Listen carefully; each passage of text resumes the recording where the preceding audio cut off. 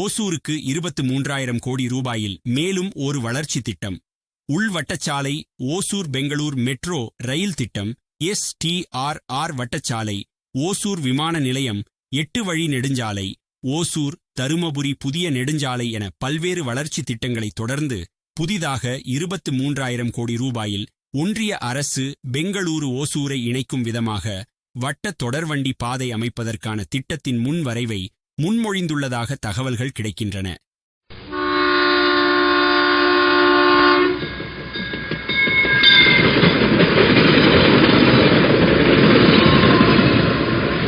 இந்த 23,000 கோடி ரூபாய் வட்ட தொடர்வண்டி பாதை பெங்களூருவில் துவங்கி ஓசூர் வழியாக ஓசூர் சட்டமன்ற தொகுதிக்கு உட்பட்ட நல்லூர், சேவுகானப்பள்ளி, ஈச்சங்கூர், பெலத்தூர், பாகலூர் ஆகிய ஊராட்சிக்கு உட்பட்ட பகுதிகளை இணைக்கும் விதமாக அமையும் என கூறப்படுகிறது. மொத்தமாக 287 கிலோமீட்டர் தொலைவு செயல்படுத்தப்பட உள்ள இந்த திட்டத்தில் தமிழகத்தில், அதாவது ஓசூர் பகுதியில் 41 கிலோமீட்டர் தொலைவு செயல்படுத்தப்பட உள்ளதாக கூறப்படுகிறது. இதற்காக நிலம் கையகப்படுத்தும் பணிகளில் ஒரு பகுதியாக ட்ரோன் கேமராக்கள் கொண்டு நில அளவைகள் மேற்கொள்ளப்பட்டதாகவும் தெரிகிறது.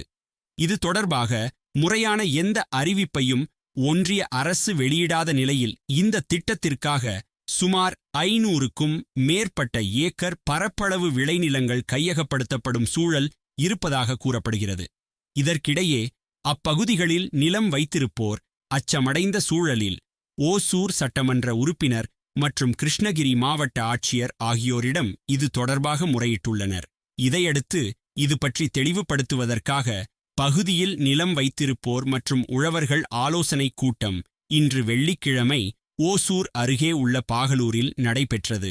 இது தொடர்பாக செய்தியாளர்களிடம் பேசிய ஓசூர் சட்டமன்ற உறுப்பினர் ஒய் பிரகாஷ், இதுபோன்ற புதிய திட்டம் ஒன்றிய அரசு செயல்படுத்த உள்ளதாக எந்தவித தகவல்களும் மாநில அரசு, மாவட்ட மேலாண்மை, மக்கள் பிரதிநிதியாக உள்ள எங்களுக்கோ தெரிவிக்கப்படவில்லை. எனவே இந்த திட்டம் குறித்த தகவல் என்பது ஒரு வதந்தியாகவே கருதப்படுகிறது. எனவே பகுதி மக்கள் இந்த வதந்திகளை நம்ப வேண்டாம்.